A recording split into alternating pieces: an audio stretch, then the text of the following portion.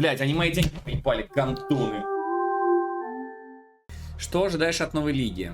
Да на самом деле, знаешь, мне вот, если честно, показалось, что Settlers и эта замута с отстройкой города какая-то недокрученная история, что можно было гораздо глубже это все интереснее сделать. Я бы что-то подобное бы поиграл тоже с отстройкой базы своей, только чтобы это было делать интересно.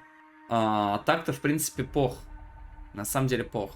Ой, ну а так-то в целом не знаю. Я-то просто прошлую лигу я играл на РФе.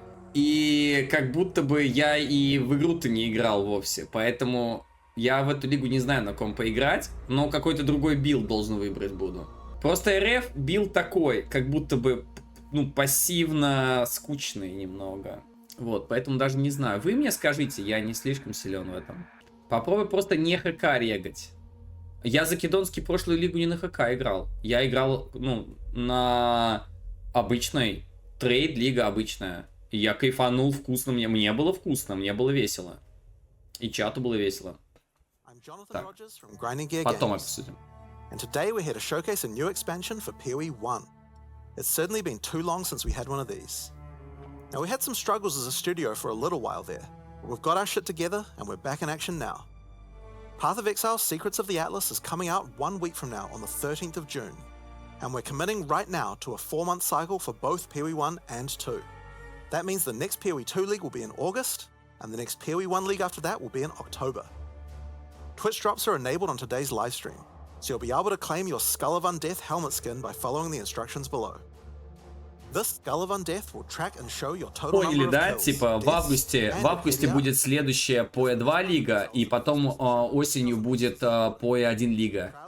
И сейчас вот через неделю PoE 1 лига.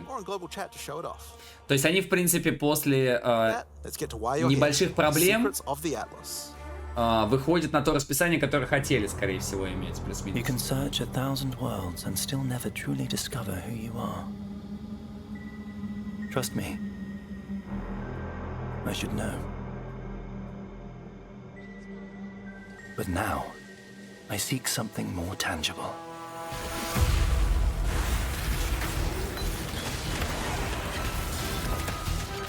Someone I care for, trapped within the Atlas. Reliving memories, made real. What have you done? Made grotesque. Made foul.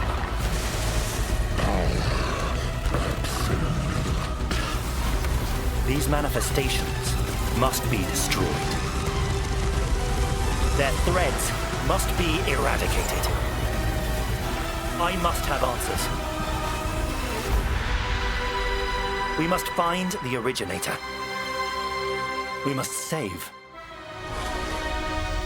my sister.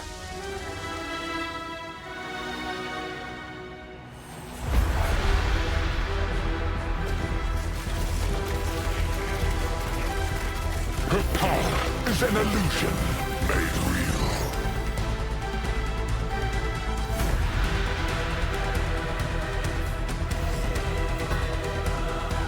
Чего? Come, child.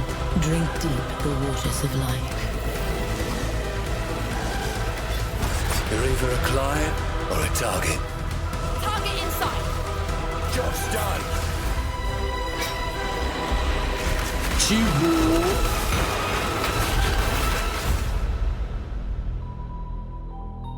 Чё ты там будешь неписи своего одевать? Спутников добавили? Ебанешься. Hi, Hi. I'm Mark Roberts, Game Director on Path of Exile. As you just saw from the trailer, there's a lot to show you. Today, we will take you on a deep dive into the new Path of Exile Secrets of the Atlas endgame update. Then, we'll explore the new Challenge League, the Mercenaries of Trathus. After that, we'll cover the integration of gold into PoE 1 and how we're bringing Settlers of Kalgur into the core game. Finally, we have a much-awaited upgrade to Betrayal League and a set of quality of life improvements.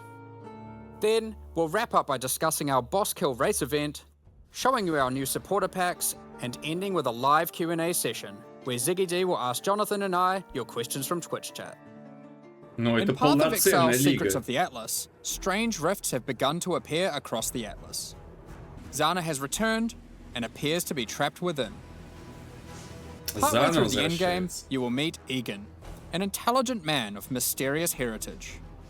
These tears in reality he has discovered are actually threads of memory, distorted and made real by the Atlas. Egan is able to create a link to these memory threads and open portals to them. Working with Egan, you must step through and find Zana, or whatever remains of her. Okay, so that's the story background, but how does this expansion actually work? In The Secrets of the Atlas, the pursuit of Zana with Egon is a new storyline that is introduced in high-tier maps. Upon meeting Egan and discovering the tier, he will then transfer it to your map device and reveal this on your Atlas, a thread of memories. In order to now access each map on the thread, you simply need to talk to Egan when you're ready, and he'll open the areas in sequence. These areas can be fully influenced by your Atlas tree, scarabs, fragments, and everything of the sort. As you work your way along the thread, you will discover that these maps have manifested dangerous threats, influenced by the memories of Zana herself. Monsters here are imbued with memory petals. Defeat them to absorb this power, which can be unleashed as a special ability during combat. Different maps on the thread have different abilities, and these abilities appear on an additional mini skill bar next to your regular skills. For example, Memory of Disbelief will cause all affected monsters to stop dropping equipment items, meaning they can now only drop more valuable items, like currency and maps. Memory of Panic will make all affected monsters revive immediately after death, which means you can get twice as much experience and drops from them. And Memory of Impatience will cause all surrounding enemies to give you their souls, temporarily increasing your power. As you progress further into the thread of memories, the maps can have more than one memory, and thus you can have more than one powerful ability. As you gather memory petals, you can use these powers together. Each skill costs its own amount of memory petals. So using the examples above, you can first use Memory of Impatience to become way more powerful, then use Memory of Panic to prepare them to revive when they are slain, then use Memory of Disbelief to cause them to drop better, more valuable items. Finally, obliterate them all. The Memory of Panic will kick in, causing them to revive, and then wipe them out again, allowing you to get all the experience and enhanced drops twice. There are many combinations of these powers, so you'll have to carefully consider how they best work together. That's not the only extra layer of content juicing these maps offer. As you defeat the boss of each map along the thread, you are presented with an altar. This altar will apply a modifier to all following maps in the thread, and these will stack as you go, so the deeper you delve into a memory, the more mods you will have. This, combined with the special abilities, will allow for some of the most juice maps ever run in Path of Exile. Let's take a look at some of the altar mods. You are always presented with two choices and must pick one. This mod, for example, will cause some rare monsters to be possessed by tormented spirits. Where this mod makes Kerak modifiers free to craft. Both of these apply to all subsequent maps in the thread.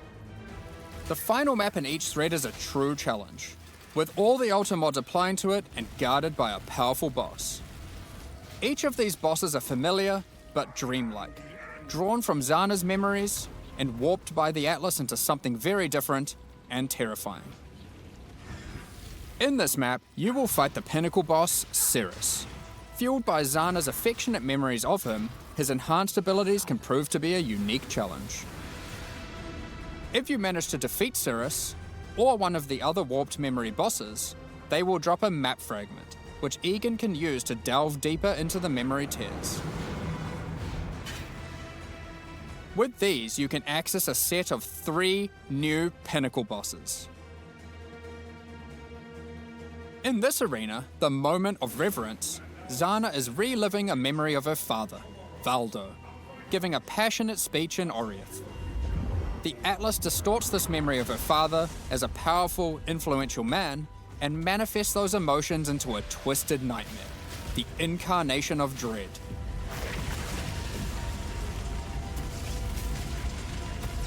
Another memory created is the incarnation of neglect and the incarnation of fear. Good luck, exiles. Of course, if you are brave and strong enough to defeat them, each of these new pinnacle bosses have new unique items befitting them. If you slay the incarnation of fear, you might be lucky enough to find the Star Caller unique abyssal axe. We're gonna show this one because it's straight up badass. The Star Caller axe is a weapon that can harness the power of the stars themselves to deal immense damage. What makes it shine, however, is that on melee crit, it casts Starfall, a new skill. With the right build, you can carpet entire areas and wipe out screens of enemies as you rain down the elements upon them. Another item you may find, and this one is my favorite, is the Wine of the Prophet unique flask. It consumes a lot of charges, but every time you use it, you draw a random divination card. This card appears above you and correlates to a powerful buff. If you draw the Escape card, you'll gain increased movement speed. Or maybe you'll draw the Doctor, which will cause you to gain the modifiers of slain rares you kill. Effectively, you can think of this unique as being many other uniques all in one. There are many cards to draw, each with varying degrees of power to grant. Okay, but let's get back to the Atlas. After defeating all 3 new pinnacle bosses, you'll be able to find new memory-influenced Tier 16 maps. These maps come with the previously mentioned special abilities, and monsters infused with memory pedals, but can also roll the same modifiers typically found on Tier 17 maps, making them far more rewarding. Сейчас я приду. Я хочу посмотреть With на all these мерки. new memory maps comes a new item mechanic. Items in these maps can drop with memory strands. Здрава із нова сада, како си брати, колстропску храну When you навіщо identify the волиш? item, it will increase the tiers of modifiers your item has. Generally speaking, the more memory strands, the better the item will be. On top of this, whenever you're crafting that item using currency orbs to replace or add modifiers, such as alterations, chaos, and so forth, it will consume some memory strands to make the crafted mods more powerful. The new pinnacle bosses also drop new crafting currencies, which can be used to manipulate the amount of memory strands on an item. The Orb of Remembrance will let you add memory strands to any normal equipment. So if you have your perfect base to craft on, and it doesn't already have memory strands, you can add some before crafting it.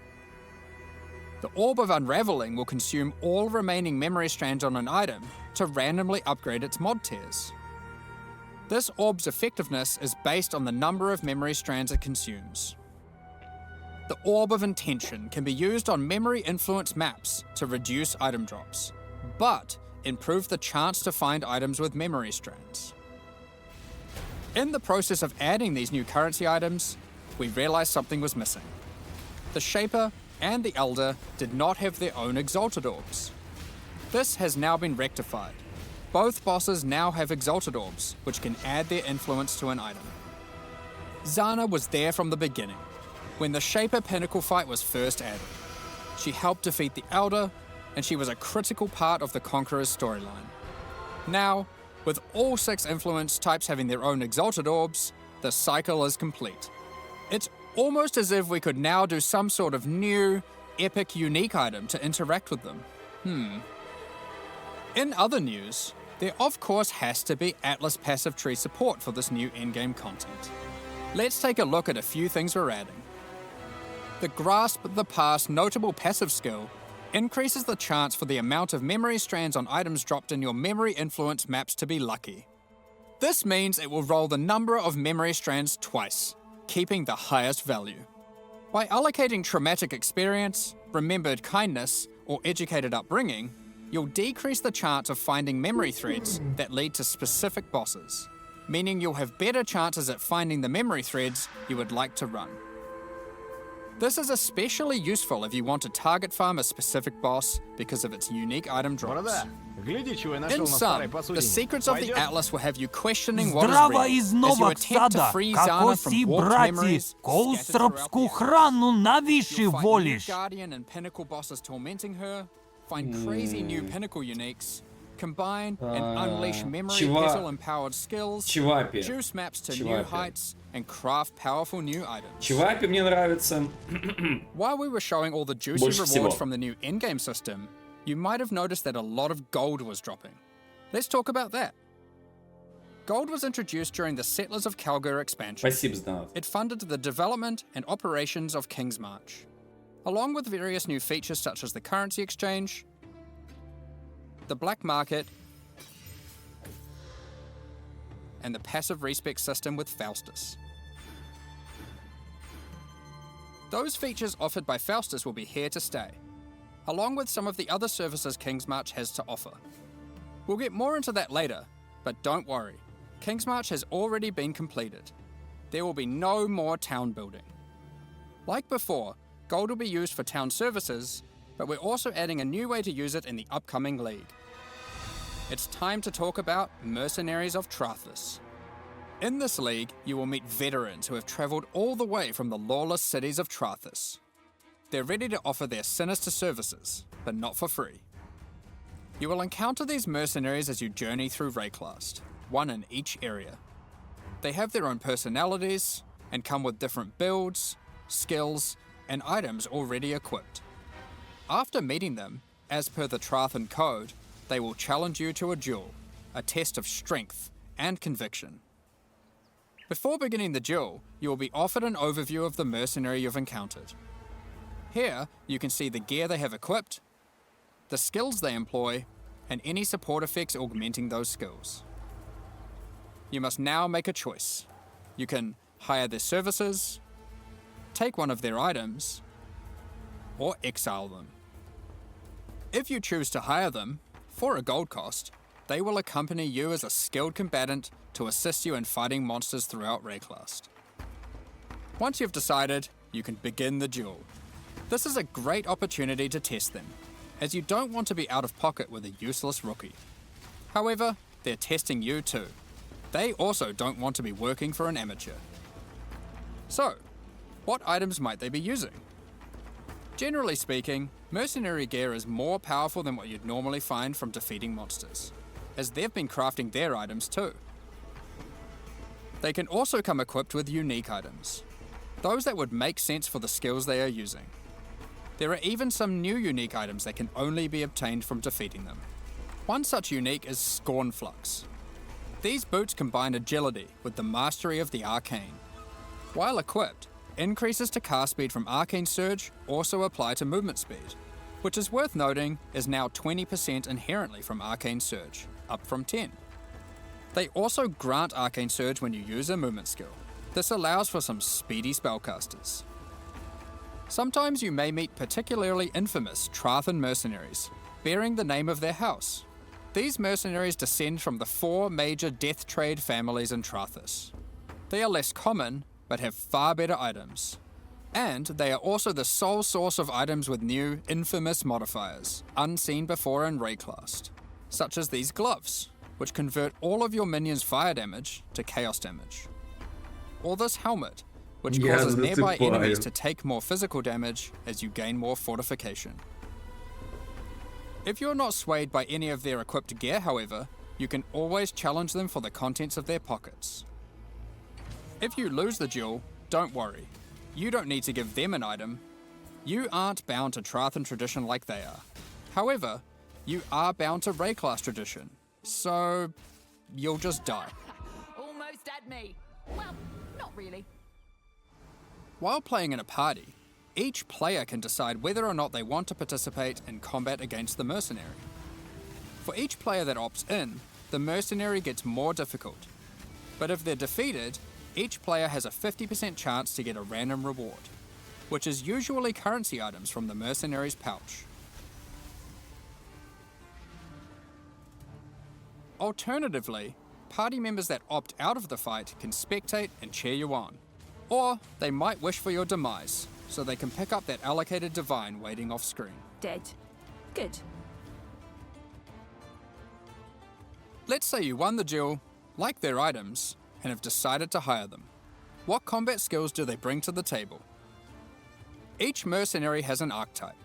Here, this mercenary is an eruptor, which perfectly couples with my slower, more aura-focused scion.